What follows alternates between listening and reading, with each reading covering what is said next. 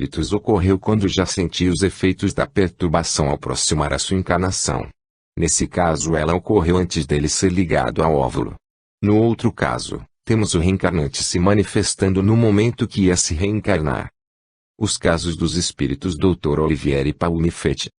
A primeira notícia que temos do Dr. Olivier consta da Revista Espírita 1859, mês de outubro, que registra a sessão de 9 de setembro de 1859, na Sociedade Espírita de Paris, com a leitura da ata e dos trabalhos da última sessão. Outra comunicação espontânea obtida pelo mesmo, da parte do Dr. Olivier, que se apresentou sem ser chamado. Essa comunicação tem isso de muito importante, que ela mostra esse espírito em uma situação idêntica de Voltaire, tal como este a descreveu em suas confissões, publicadas na revista do mês de setembro. Ele duvida de tudo, mesmo de Deus, ele erra e não encontra ninguém para esclarecê-lo, o que o mergulha numa ansiedade tanto mais penosa quanto não lhe vê o fim.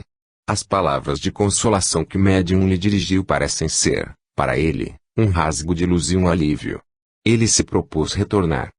Trata-se de um cético, mas, ao que nos parece, já havia tomado a decisão de passar por uma nova encarnação. É o que se deduz do registro do Boletim da Sociedade Parisiense de Estudos Espíritas, relativo à sessão geral da sexta-feira, 30 de setembro de 1859, na qual se fez a leitura da ata da sessão de 23 de setembro, conforme registrado na Revista Espírita 1859, mês de dezembro. Comunicações diversas. Primeiro, leitura de uma comunicação espontânea feita ao Sr. R., pelo espírito do Dr. Olivier. Esta comunicação notava sob um duplo ponto de vista o melhoramento moral do espírito, que reconhece cada vez mais o erro de suas opiniões terrestres, e que agora compreende sua posição. Em segundo lugar, o fato de sua reencarnação próxima, da qual começa a sentir os efeitos por uma primeira perturbação, o que confirma a teoria dada sobre a maneira pela qual se opera esse fenômeno, e a fase que precede a reencarnação propriamente dita. Esta perturbação resulta do laço fluídico que começa a se estabelecer entre o espírito e o corpo que deve animar, torna a comunicação mais difícil que no seu estado de completa liberdade. O médium escreve com mais lentidão, sua mão é pesada, as ideias dos espíritos são menos límpidas. Esta perturbação, que vai sempre crescendo da concepção ao nascimento, é completa na aproximação do seu último momento, e não se dissipa senão gradualmente algum tempo depois. Será publicada com as outras comunicações do mesmo espírito. É importante registrar que esse comentário do codificador, que se encontrava presente no momento da comunicação do Dr. Olivier, por psicografia, a bem da verdade era um depoimento, embora se encontrasse no processo de uma encarnação próxima. Destacamos que não foi precisado quanto tempo faltava para o Dr. Olivier reencarnar. O certo é que ele não era um espírito de uma posição elevada na escala espírita. Esse fato confirma a possibilidade de também se comunicar com um espírito que se encontra na vida intrauterina, levando-se em conta que foi dito a comunicação é mais difícil, o que, certamente, contrasta com a ideia que se passa em algumas das transcrições anteriores. Se o fato de uma encarnação próxima já causar algum obstáculo à comunicação, julgamos que após a sua ligação ao óvulo ela poderia ser bem maior. Claro que não podemos deixar de ver isso como relacionado ao grau de evolução do reencarnante. Na Revista Espírita 1860, mês de janeiro, na sessão de 23 de dezembro de 1859, na qual se fez leitura da ata e dos trabalhos da sessão do dia 16 de dezembro, da qual destacamos de comunicações diversas. 1. Leitura de uma evocação feita em particular pela Senhora de D., do espírito que se comunicou espontaneamente por ela na sociedade, sob o nome de Paume Fett, no momento em que ia se reencarnar. Esta evocação, que apresenta um interessante quadro da reencarnação e da situação física e moral do espírito nos primeiros instantes de sua vida corpórea, será publicada. Portanto, temos uma comunicação no momento em que o espírito Paume Fett ia se reencarnar, o que, a nosso ver, comprova não estar em estado de perturbação. Não podemos descartar a possibilidade dessa comunicação também ter acontecido em razão do grau evolutivo do manifestante. A manifestação do Dr. Olivier, que já começava a sentir os efeitos da perturbação em razão de sua reencarnação próxima, bem como a do Paume Fete, já vivia o momento da reencarnação, parece-nos contrastar com isto que vimos em O Livro dos Médiuns e em O Evangelho segundo o Espiritismo, respectivamente, a respeito do reencarnante. É tomado por uma espécie de perturbação que aumenta à medida que o nascimento se aproxima, tirando-lhe a consciência de si mesmo e, por conseguinte, a faculdade de responder. Ao se aproximar da reencarnação, entra em estado de perturbação e perde pouco a pouco a consciência de si mesmo, ficando, por certo tempo, numa espécie de sono, durante o qual todas as suas faculdades permanecem em estado latente. Nesses dois casos encontramos base para corroborar que a perturbação não ocorre tal e qual a informada, ou seja, da concepção ao nascimento, podendo ser de menor intensidade no nascimento, se assim podemos nos expressar, a partir de um tempo próximo ao nascimento, ainda que não tenhamos condições de precisá-lo. A opinião de dois importantes autores espíritas clássicos. No capítulo 41, Reencarnação, da obra Depois da Morte, primeira edição 1889, Leon Denis, 1846 a 1927, reportando-se à particularidade do nosso tema, diz: desde que começa a assimilação molecular que deve dar nascimento ao corpo, a perturbação apodera-se do espírito, um torpor, uma espécie de aniquilamento invade, pouco a pouco. Suas faculdades velam-se uma após outra, sua memória dissipa-se, sua consciência adormece. O espírito está como que sepultado sob uma grosseira crisálida. Em A Evolução Anímica, primeira edição 1895, no capítulo V, o papel da alma do ponto de vista da encarnação, da hereditariedade e da loucura, no tópico Nascimento, de autoria de Gabriel Delany, 1857 a 1926, lemos o seguinte trecho. E qual será o estado da alma nesse instante? Os conhecimentos que temos, neste particular, advêm-nos dos ensinos ministrados pelos espíritos, de uma época em que as pesquisas científicas ainda não nos haviam instruído de todos os fatos que acabamos de expor. Nada obstante, eles estão concordes com os dados da ciência, como é fácil de verificar-se. A união de alma e corpo começa na concepção, mas só se completa no instante do nascimento. O invólucro fluídico é que liga o espírito ao germe, e essa união vai se adensando, torna-se mais íntima de momento a momento, até que se completa quando a criança vem à luz. No período intercorrente, da concepção ao nascimento, as faculdades da alma são pouco a pouco assomadas pelo poder sempre crescente da força vital, que diminui o movimento vibratório do perispírito, até o momento em que, não atingido o mínimo perceptível, o espírito fica quase totalmente inconsciente. Dessa diminuição de amplitude do movimento fluídico é que resulta o esquecimento. Aqui vemos a confirmação do que encontramos nas obras da codificação, listadas no tópico correspondente. A importância da opinião desses dois autores reside na profícua produção literária a respeito da doutrina espírita e, além disso, eram contemporâneos do codificador, inclusive, tiveram a oportunidade de conhecê-lo. Como não detectamos pesquisa de nenhum deles sobre o tema, pressupomos que as suas opiniões podem muito bem refletir o que leram na codificação ou então é baseada no que ouviram do próprio Allan Kardec. O que as pesquisas com regressão de memória comprovaram. A utilização da técnica de regressão de memória surgiu com o pesquisador Eugène Auguste Albert de Rochas d'Aiglon, 1837 a 1914, mais conhecido como Albert de Rochas, com a obra As Vidas Sucessivas, publicada em 1911, quase 50 anos depois do desenlace de Allan Kardec, 1804 a 1869. Na obra As Vidas Sucessivas, vemos que Albert de Rochas, por indução hipnótica, levou vários pacientes ao período intrauterino. Destacaremos apenas estes dois casos. A. Caso número 4, Senhora Lambert, 1904. Faço-a rapidamente recuar no tempo até a época que precedeu o nascimento. Ela se vê então como uma bola levemente luminosa errando no espaço, sem pensamento. Não tem nenhuma recordação de vidas anteriores. Não tento levá-la para a época mais remota e a reconduzo primeiro lentamente ao tempo presente com auxílio de passos transversais. Sente-se no ventre de sua mãe, de cujas impressões participa vagamente. No momento de seu nascimento, experimenta uma sensação nova e bem nítida, respirar. B. Caso número 6, Senhorita Maio, 1904. Leva então ainda mais longe na regressão de memória. Maio me confirma que ela, seu corpo astral, entra em seu corpo físico, apenas pouco antes do nascimento, e parcialmente. Anteriormente ela não se encontra no pequeno corpo, porém perto da mãe, e, no entanto, começa a experimentar algumas sensações de um e de outro.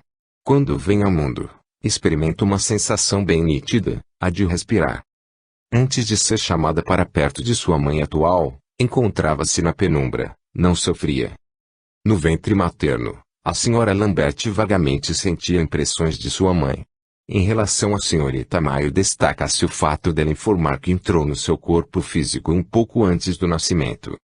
A doutora Eleanor Bache, 1925 a 1985, psicóloga norte-americana pesquisadora de regressão terapêutica, que foi um dos grandes expoentes na área, merece ser mencionada, pela razão da consistência de sua pesquisa. Em Recordando Vidas Passadas, 1978, por hipnose ele leva 1088 pacientes em 10 períodos, iniciando no ano 2000 a.C. até 2000 d.C., com intervalo de 500 anos. No capítulo 8, somando, diz ela para minha surpresa, dos 1088 questionários que eu coligi apenas 11 exibiam claros indícios de divergências, ou seja, somente 1,01% dos pacientes relatavam fatos que não foram corroborados pela história da humanidade. Em Vida Antes da Vida, 1977, no capítulo 6 intitulado Quando entra a alma no feto, percebe a criança os sentimentos da mãe. Wambach apresenta o resultado de sua pesquisa com um grupo de 750 pacientes, que, por indução hipnótica, regressaram ao passado.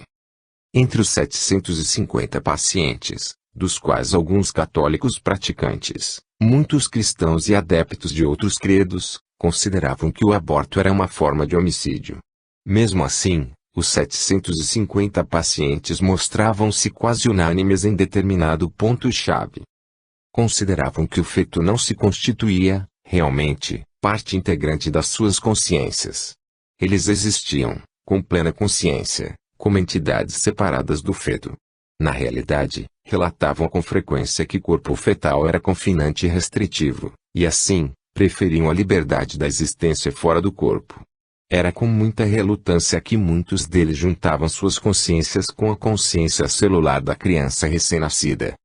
Quando os 750 casos foram analisados, 89% de todos os pacientes relataram que não se tornaram parte do feto, ou com eles se envolveram, senão após 6 meses de gestação. Mesmo assim, muitos pacientes relataram que ficavam adentro e afora do corpo fetal. Eles os consideravam como consciências adultas e se referiam ao corpo fetal como forma de vida menos desenvolvida. Quase todos os pacientes relataram terem consciência, pelo menos telepaticamente, das emoções de suas mães, antes e durante o parto. Resumindo apenas os momentos em que a doutora Wambach faz citação dos percentuais, temos: o maior grupo de amostragem, 33%, informou que não se uniu ao feto, ou mesmo passou por experiências adentro do feto, senão durante o processo de parto, ou um pouco antes. Ao relatarem suas ligações com o feto, 20% dos pacientes informaram que se encontravam afora dele, sem todavia, especificarem que a ele se juntaram, pouco antes do parto. Outros 19% da amostragem descreviam-se, a si próprios, como que entrando e saindo do feto, no período anterior ao parto. Outro grupo que totalizava 5% dos pacientes relatou não haver realmente adentrado o feto senão por ocasião do parto. 12% dos pacientes relataram que adentraram o feto cerca de 6 meses após o início da gestação. Do total da amostragem, apenas 11% relataram que se davam conta de terem adentrado o feto, em qualquer época, entre a concepção e o período de gestação até 6 meses. Mais à frente, A doutora Ellen Bash tece os seguintes comentários. Em síntese, 89% dos pacientes externaram impressões de que suas consciências era algo separado daquelas do feto e que não tiveram, de nenhuma maneira, experiências adentro do feto até, pelo menos, o 6º mês de gravidez. Os pacientes, na sua maioria, não tiveram experiências adentro do feto até pouco antes do parto.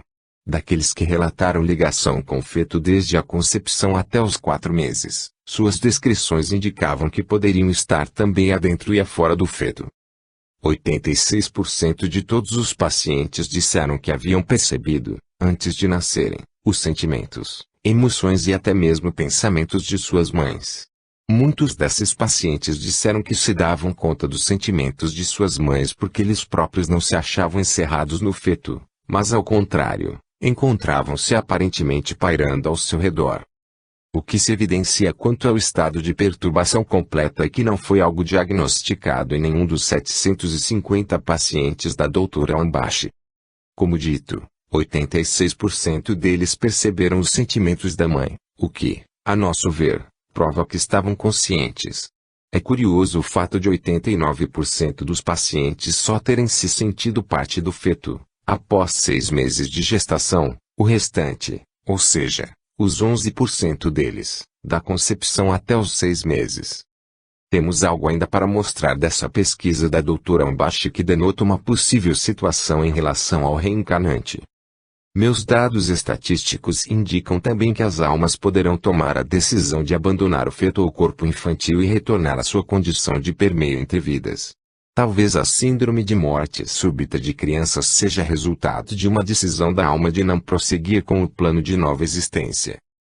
Lembramos que em O Livro dos Espíritos, questão 345, há algo a respeito da possibilidade de o espírito renunciar a habitar o corpo que lhe está designado. Mas, como os laços que o prendem são muito frágeis, fáceis de romper, podem ser rompidos pela vontade do espírito que recua ante a prova escolhida. Nesse caso, a criança não vinga. Entendemos que aqui há mais um elemento que nos induz a concluir que o espírito reencarnante tem lucidez durante o período intrauterino, pois se não a tivesse de modo algum ele teria como recuar diante da prova que escolheu. E, finalizando, destacamos que entre os pontos levantados pela doutora Ambashi estava o que os pacientes sentiram no canal de parto. Meus pacientes colheram algumas experiências interessantes.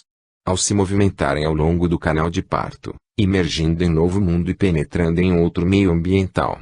Foram frustradas minhas tentativas de analisar, sob o aspecto estatístico, a realidade do parto. Cada pessoa procurava explicitar suas experiências de forma ligeiramente diferente.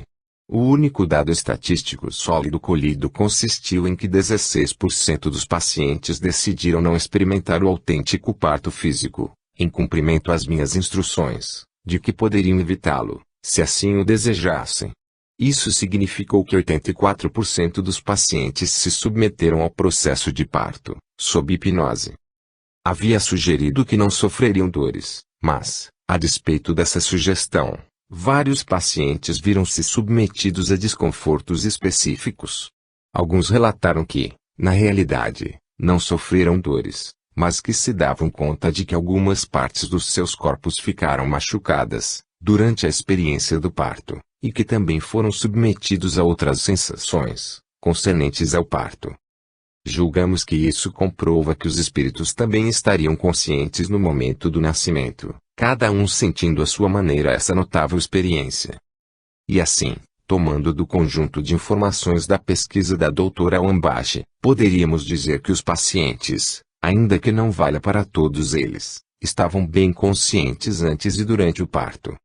Para ilustrar, vejamos esse relato da obra Reencarnação e Imortalidade, das vidas passadas às futuras, de autoria do físico francês Patrick Drouot. Chegamos ao momento do nascimento. Você está no canal uterino. Tem a impressão de participar de alguma coisa ou está inerte? Não, não participo. Deixo acontecer. De qualquer maneira, é inevitável. Estamos nos primeiros segundos do nascimento. O que se passa? Sinto frio e ardor ao mesmo tempo. Tenho a impressão de que me vestem. Sinto vertigem e meus olhos queimam. De onde vem esse ardor? Creio que são as luzes da sala. Não sei, mas me faz muito mal. Procuro mamãe, pois conheço apenas ela. Parece que vou entrar num mundo hostil. Receio que me façam morrer. Não quero morrer. Tenho medo. Simon se agita no divã e expressa uma parte do terror que o recém-nascido ressentiu no momento de seu nascimento. Enquanto se ocupam dele fisicamente, negligenciam no plano afetivo. Nessa pesquisa da doutora Ambashi podemos encontrar nos relatos dos pacientes várias situações que corroboram coisas que vemos nas obras da codificação espírita, como por exemplo, opção por nova existência, 87%, escolha do sexo, 48% escolheram o sexo feminino, espíritos orientando sobre a necessidade de renascer e reencarnar junto com conhecidos de outras vidas, 87% em relação aos pais, incluindo desafetos. Na psicologia, o que encontramos? Resolvemos ver se na psicologia encontraríamos algo sobre o tema. Na monografia para obtenção do título de bacharel, a universitária Tatiane Maria Barbosa da Silveira apresentou, em 2019, junto ao Centro Universitário de João Pessoa, seu trabalho intitulado Psiquismo Fetal, o desenvolvimento da vida intrauterina para além do cordão umbilical, do qual, bem objetivamente, destacaremos os seguintes trechos. Foi através dos movimentos fetais assistidos pelo ultrassom, que os comportamentos do bebê passaram a ser analisados e observados. De acordo com Piontelli, 1995, estimava-se que a vida só era levada em consideração após o nascimento, como se a vivência antes do nascer fosse um universo paralelo às funções da natureza. O feto não é indiferente às experiências que vive.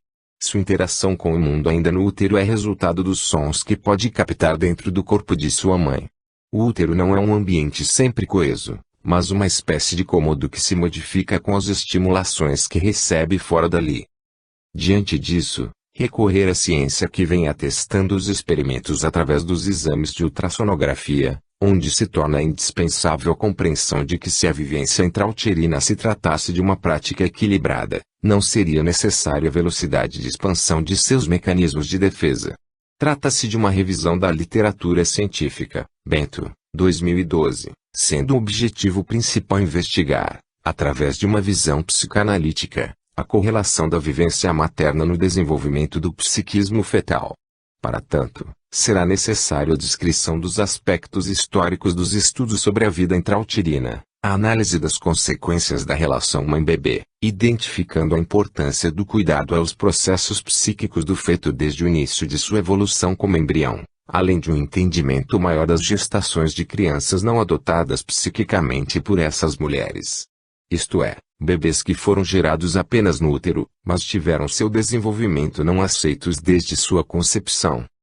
Para um bebê é de grande importância que sua afetividade seja alimentada além de sua individualidade, para que possa construir conexões com a realidade externa.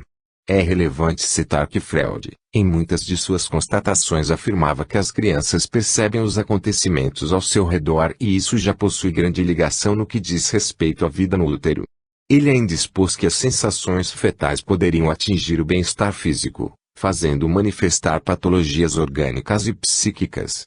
Na década de 60, com a modernização obstétrica, tornou-se possível avaliar o bebê em sua vida intrauterina, transmitindo comprovações e fundamentos fisiológicos de que a criança percebe, entende, possui sensibilidade, tem inquietações, medos e habilidades que jamais poderíamos considerar. Raskovski, Ferrer, 1960.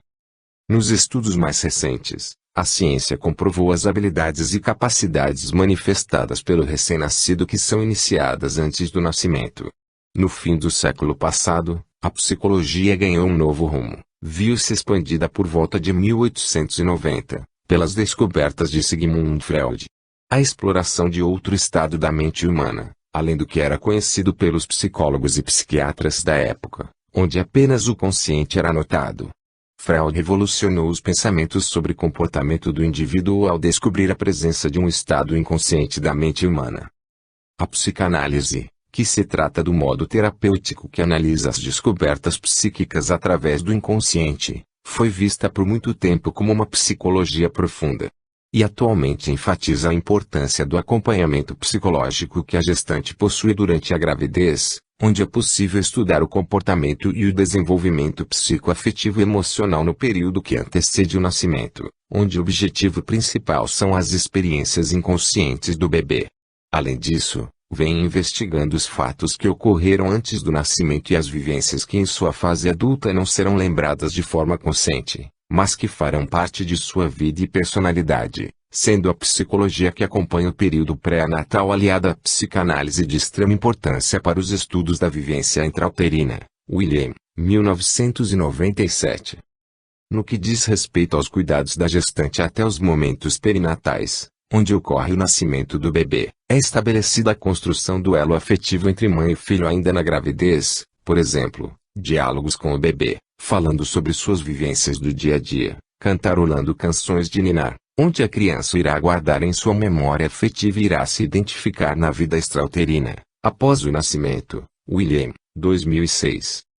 A comunicação tranquila que a mãe estabelece com seu filho possui o objetivo de dar a ele segurança, de maneira que assegure o vínculo entre os dois.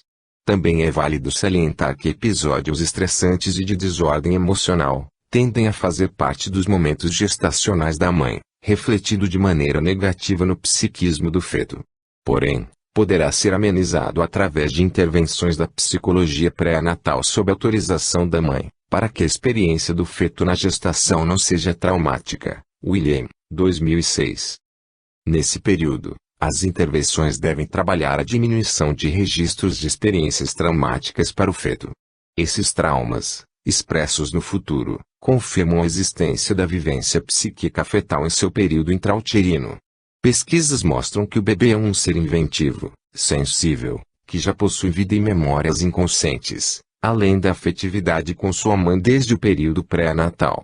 O bebê identifica a claridade e o som, registra as sensações e já é capaz de estabelecer uma posição que seja mais confortável para ele dentro do útero. Em situações de pânico e medo, apresenta reações. Quando a mãe se estressa, através do exame de aniocentese, que é a análise do líquido aniótico retirado do abdômen materno, é possível observar que os batimentos cardíacos do bebê sofrem aceleração, alterando todo o seu funcionamento respiratório. É impossível não enxergar a importância dessa relação intensa entre mãe e bebê, desde as transformações mentais até mudanças físicas e ambientais. William, 2000. Ao que vemos, a psicologia já avançou bastante para perceber que o feto é uma personalidade psíquica sujeita a certas influências, especialmente as da sua mãe. O que nos leva à constatação de estar em plena consciência de si mesmo, portanto, não está passando por um período de perturbação completa. Em nosso artigo Só a Reencarnação para Explicar, publicado na revista Espiritismo e Ciência, número 100, em janeiro/2013, mencionamos a pesquisa do Dr. Ribamar Tourinho, de Teresina, Piauí, médico clínico, pediatra e psicoterapeuta. Ele é referência nacional na área do reequilíbrio do emocional com as fantásticas técnicas da psicologia transpessoal e PNL, programação neurolinguística. Nosso personagem, Dr. Ribamar Tourinho, ao aplicar a técnica de regressão à vida intrauterina, tomada essa com relação à vida atual, se deparou com uma situação bem interessante. Ao levar seus pacientes ao período em que estavam abrigados no ventre materno, ele verificou que vários indivíduos relatavam as suas experiências e também fatos relacionados àquele tempo, demonstrando, com isso, terem razoável conhecimento do que estava acontecendo a seu redor. Um caso, que lhe despertou atenção, foi de um paciente que descobriu que sua mãe não era sua mãe biológica, tendo, inclusive, dado a estampa da roupa da parteira, pois havia nascido em casa. Falou da sua profunda dor ao ser entregue à sua mãe adotiva e não à biológica. Relatando esse fato à sua mãe adotiva, ela lhe confirmou tudo o que havia vivenciado na regressão. Outro caso foi de uma pessoa que, na regressão, sentiu-se rejeitada pela mãe, quando esta ficou grávida. Lá pelo 3º ou 4º mês de gravidez, ela passou a aceitá-la. A princípio a mãe negou esse fato, mas acabou por lhe confirmar. Explicou-lhe que tinha apenas 14 anos quando engravidou pela primeira vez, e a segunda, aos 15, foi a dela, e que, realmente, não havia gostado muito da ideia. Porém, com o tempo, acabou por aceitar e até mesmo desejar tornar-se mãe. Diante desses fatos, o Dr. Ribamar Torinho passou a ter certeza de que os fetos captam os pensamentos e os sentimentos das pessoas. No YouTube, há o vídeo Comunicação com os Recém-Nascidos produzido pelo Dr. Ribamar. Nele contém tudo que resumidamente relatamos. Nessa pesquisa do Dr. Ribamar Torinho, acreditamos ter mais uma fonte que comprova que o espírito na vida intrauterina não fica em estado de perturbação, com suas ideias completamente confusas. Esse estudo do Dr. Ribamar Torinho merece que abramos um parêntese, antes de avançarmos ao próximo capítulo. Querendo confirmar se também os recém-nascidos teriam percepções, o Dr. Ribamar Torinho resolveu tirar a prova dos 9.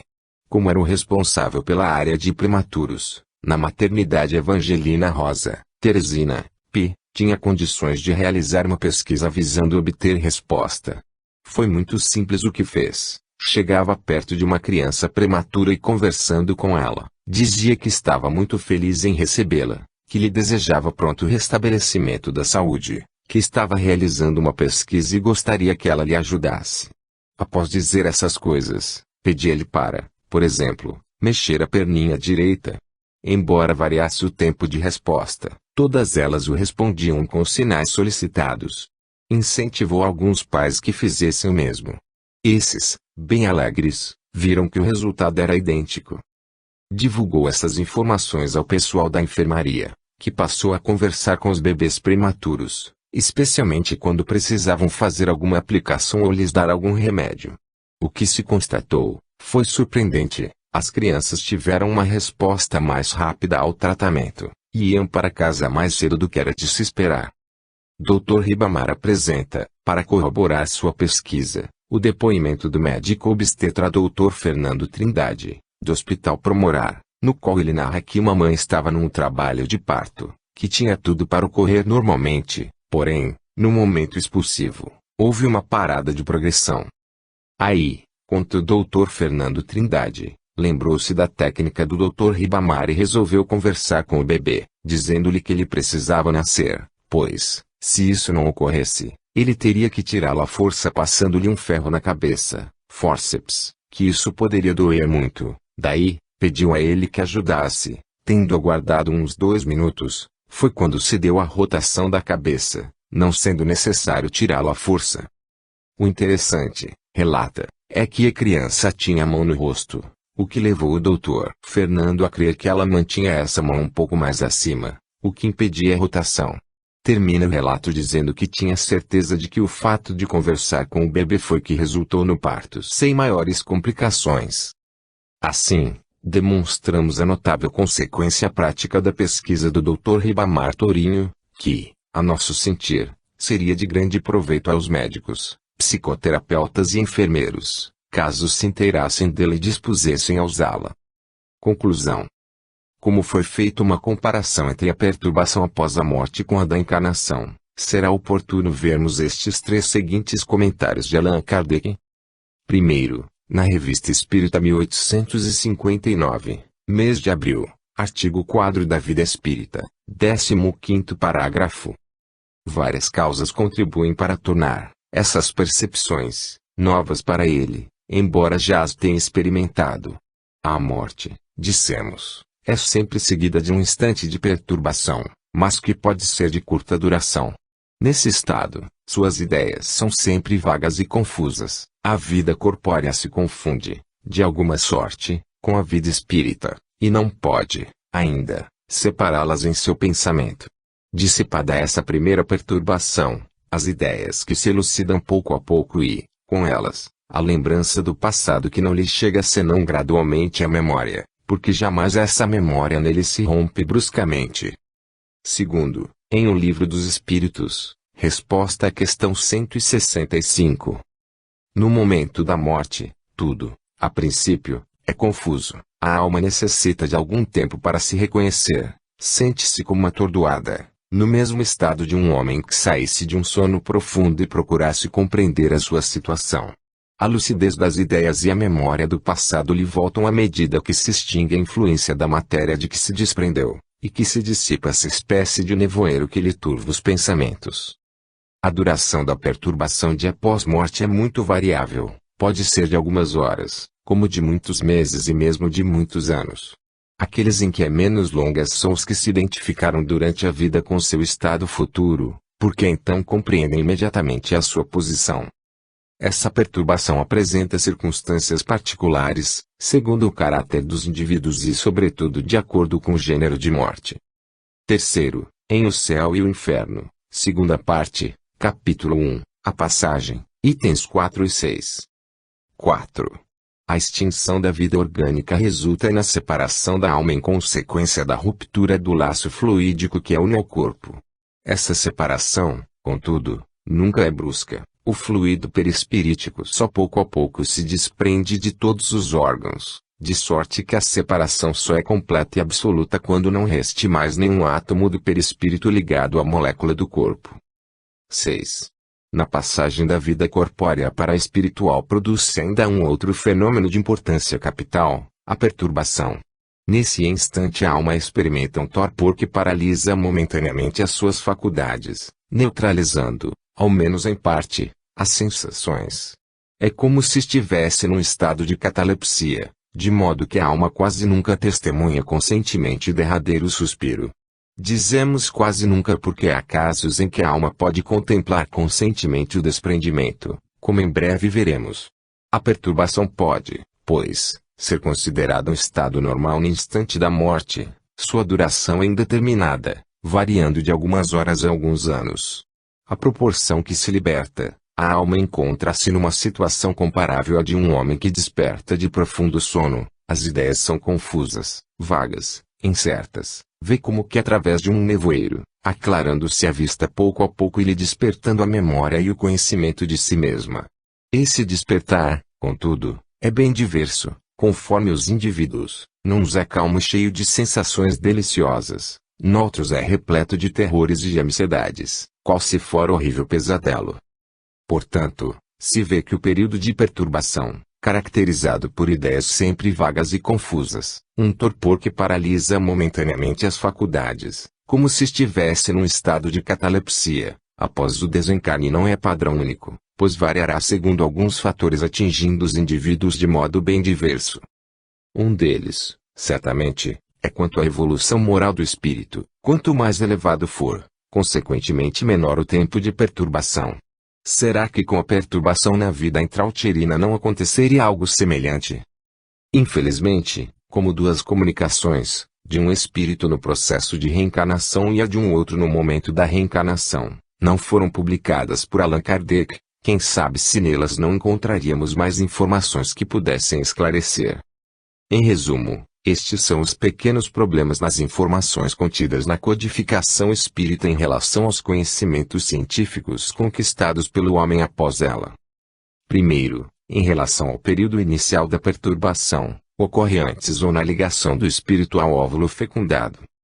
Segundo, quando ao término do período de perturbação, ele se dá antes do nascimento ou tem como limite o exato momento em que vê a luz. Terceiro, as manifestações dos espíritos Dr. Olivier e Paul Mifet, levam-nos a concluir que, ao se aproximar da reencarnação até o último momento a perturbação não é completa, de modo a levar o reencarnante a ter suas ideias confusas e suas faculdades sumirem a ponto de ficar em estado latente, quanto se poderia supor se fosse algo padronizado. Quarto, razoável dúvida quando a possibilidade do reencarnante presenciar o seu nascimento, levando-se em conta que foi afirmado que jamais isso ocorre. Reportando-nos a pesquisa da doutora Ambache, o sentir adentrado o feto, soa-nos como um momento no qual o paciente se sentiu já incorporado ao feto. Então temos os seguintes dados dos questionários dos 1088 pacientes. 11% entre a concepção e o período de gestação até 6 meses. 12% cerca de 6 meses após o início da gestação. 33% durante o processo de parto, ou um pouco antes. 19% no período anterior ao parto, 20% pouco antes do parto, 5% por ocasião do parto. Em resumo, quanto ao se sentir no corpo, temos os seguintes resultados percentuais: 23% da concepção até 6 meses de gestação e 77% de anterior até o momento do parto. Do site Sanar, empresa voltada para o apoio a profissionais da medicina. Tomamos esta imagem do artigo de Maria Eduarda de Azevedo intitulado Ultrassonografia Morfológica no primeiro trimestre gestacional. Mesmo sem algo que possa nos dar uma base de sustentação, arriscaremos supor que faz mais sentido o adentramento do espírito ao corpo, a partir do sistema nervoso formado, ou seja, em algum ponto específico entre a 20 a 36 semanas de gestação no qual a formação do cérebro se completou.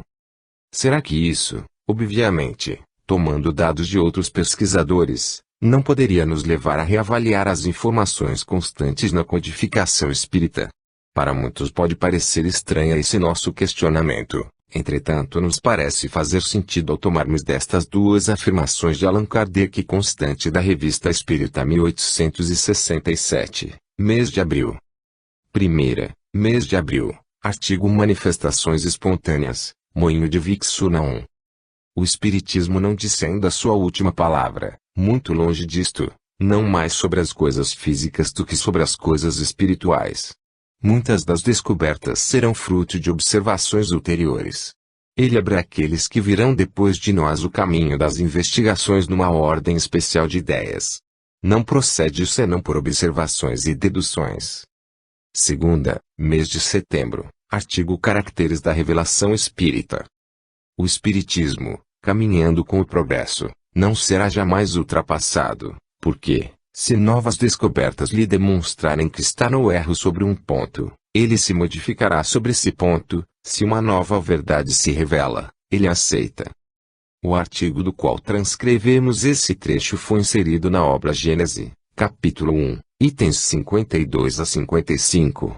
Hermínio C. Miranda, compreendendo a importância dessas colocações de Allan Kardec, asseverou: se assim fosse, estaria a doutrina dos espíritos em contradição consigo mesma, de vez que a evolução é de sua própria essência. Sempre haverá, portanto, em torno dela, regiões pouco exploradas e até ignoradas à espera de estudo. É necessário, sim, preservar a pureza doutrinária, mas não sufocá-la em uma redoma que lhe retire o oxigênio do qual necessita para interagir com o que se passa à sua volta. Ela é o nosso instrumento de trabalho, de aferição e de busca.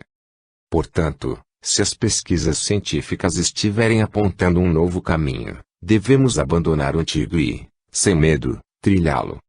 Fim.